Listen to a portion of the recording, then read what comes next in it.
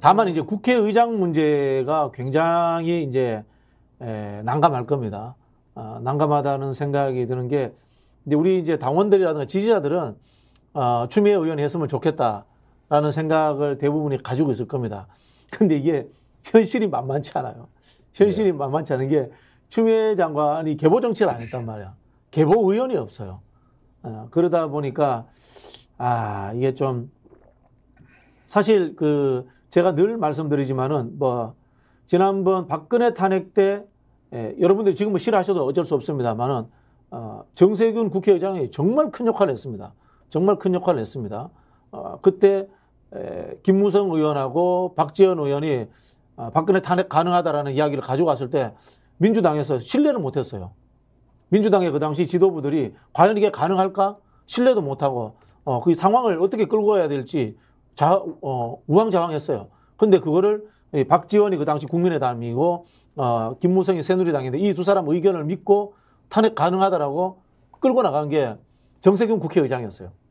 근데 지금 추미애 의원이 물론 계보 정치를 안 했습니다만은 저는 그렇다 하더라도 당대표 의견이나 아니면 이재명 대표 의견이 사실은 매우 중요하게 작용할 것 같아요. 지금 현재 민주당에 있는 그 수많은 의원들이 어떤 방식으로 가야지 옳다라는 걸 대강은 알고 있고 현실로 누가 들어가서 이 전국을 이끌어 나가야지 특히 국회의장이 지난번 국회의장 한번 보십시오. 그 국회의장 세워놔가지고 정말 아무것도 안 됐다. 우리 발목만 잡았다. 이렇게 생각하는 게 민주당이었거든요.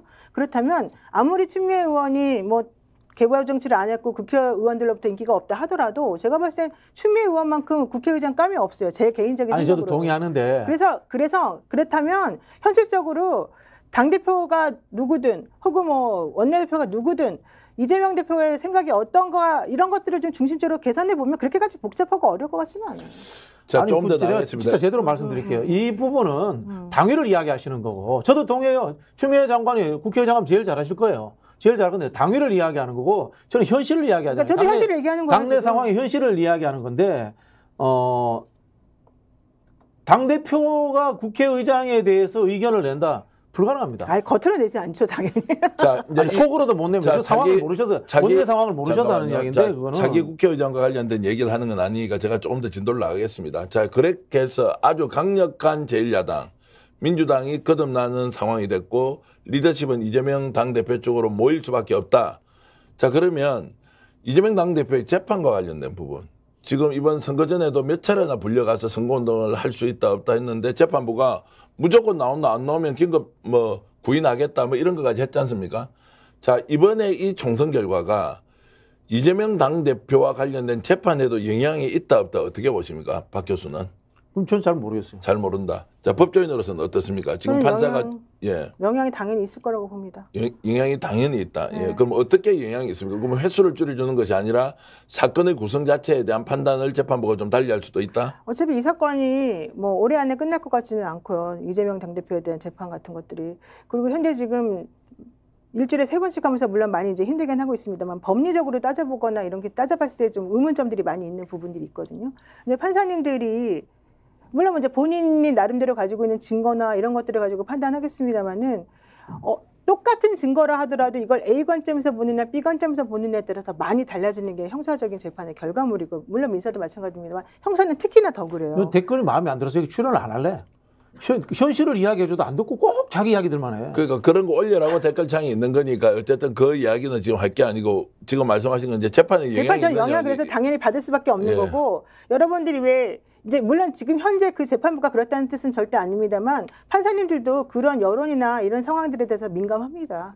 그렇기 때문에 지금 물론 이제 대법원장을 중심으로 해서 판사님들이 움직이고 있기는 합니다만은 제가 봤을 때 그거는 영향을 스스로는 안 미친다고 생각하면서도 알게 모르게 무의식적으로 미칠 수밖에 없다고 봐요. 제가 이제 이 질문을 드는 게 이런 거예요. 지금 이제 이재명 당대표를 이제 내놓고 벌이는 이 재판이 유동규라는 사람의 진술에 의존해서 그 진술의 신빙성이 있느냐 없느냐 증거가 아무것도 없는데 진술의 신빙성이 있다고 해서 한마디 하고 나면 보수 언론이 대서특필을 해서 자 이재명 꼭 감옥 갈 것처럼 얘기를 하고 있고 이것을 계속 반복적으로 보도를 하고 있는 패턴에서 변화가 없는데 오히려 재판장에 출석해야 되는 출석 횟수만 늘어나고 있어요. 자, 이거를 과연 지금 현재 재판부가 계속 이어갈 수 있느냐.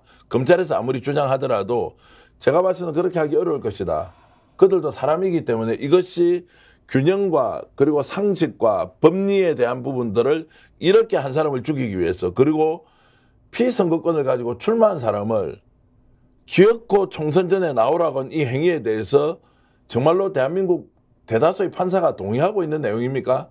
제가 듣기로는 그렇지도 않다는 거예요. 안 그래요. 정말로 안 그러고요. 원래는 다 그 피고인의 상하차롱을 좀 봐줍니다. 그래서 저희가 제일 화났던 게 송영길 대표에 대한 보석 기각 같은 것들이잖아요. 결국은 재판 안 했어요. 10월에 하겠다 그러면서. 그러니까 이게 바로 정치라는 거예요. 판사들도. 그러니까 정치에 영향을 받을 수밖에 없다. 사법부도. 그래서 이재명 권력의 흐름에 민감하죠. 그 사람들도. 그렇죠. 공무원이잖아요. 아니 그러니까 이제 이재명 당대표의 이번 재판이 앞으로 펼쳐지는 것이 이번 총선 결과가 연관이 있느냐 없느냐. 똑같이 검찰도 그러면 당사자가 공무원이잖아요. 자, 이것이 법리적으로 범죄 사실이 있다고 하더라도 정말로 치열하게 이렇게 밀고 나가면서 갈 수 있느냐. 더 중요한 게 하나 있습니다, 여러분. 이 상황에서 보수 언론이 지금까지 총선 이전에 해왔던 민주당을 사실상 절멸시키겠다는 각오로 해왔던 그 보도 행태를 유지할 수 있겠느냐 없겠느냐도 매우 중요하다는 겁니다, 박 교수. 자, 언론은 그러면 이재명 당대표에 대해서 지금까지 해왔던 스탠스를 그대로 유지할 수 있을까? 이 부분은 어떻게 보십니까? 언론은 이제 간을 보겠죠. 예. 간을 보겠죠. 이제 지면을 적당히 할애하는 수준으로 가는데 결국은 언론은 또 다른 음모를 꾸밀 겁니다. 레거시 언론들은 민주당 정권으로 흘러가지 않는 방향을 만들기 위해서 자기들은 저는 기획을 할 거라고 봐요. 이것은 윤석열로부터 새로운 권력이 어떤 이 보수 내에서 스타를 만들기 위한 권력의 흐름이 자연스럽게 흘러가는 그런 기획들을 저는 짤 가능성이 있다고 보고 결코 민주당에 대해서 우호적으로 돌아오지는 않습니다. 자, 우호적으로 돌아오지 않는다 하더라도 조금 더 가서 질문을 드려보면 대한민국의 조선동아중앙일보가요.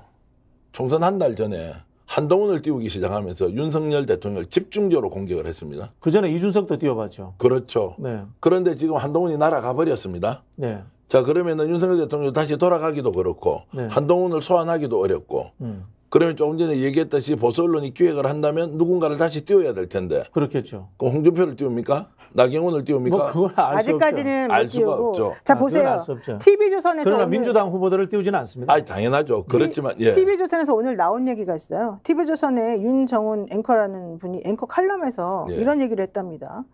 민심은 무섭게 매몰쳤다. 국민의 심판은 대통령의 국정 태도에 내린 심판이라도 과하지 않을 것이다. 지난 2년간 대통령이 무엇을 했느냐.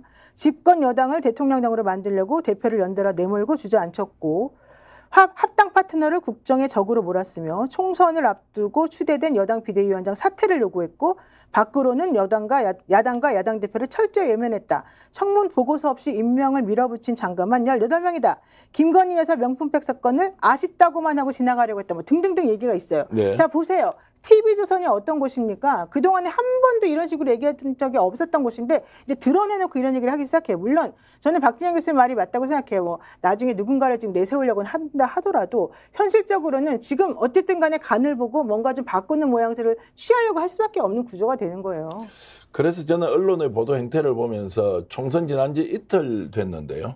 벌써 이제 논조가 바뀌기 시작하고 그럼 그 이전에 한동훈 비대위원을 띄웠던 거는 뭐며 윤석열 대통령을 막 몰아세웠던 거는 뭐며 지금은 갑자기 그들을 공격하는 거는 뭐냐. 이게 예를 들어서 동지를 가지고 있거나 또는 정치 결사체 비슷하게 우리가 하나의 세력 안으로 있다면 뭔가 조언을 하면서 살아날 수 있는 길을 조언을 하거나 충고를 해야 되는데 다 짓밟고 죽여버립니다. 야, 이런 언론 이제 대한민국 모든 언론이 그런 거 아니에요? 대한민국 모든 언론은 그렇지는 않습니다. 제가 알기로는 스픽스는 말하는 언론입니다. 대세는 유튜브, 그중에서 스픽스. 좋아요, 댓글, 구독, 알림 설정. 여러분이 저희를 사랑해 주시고 우리가 여러분을 사랑하는 4가지 방법입니다.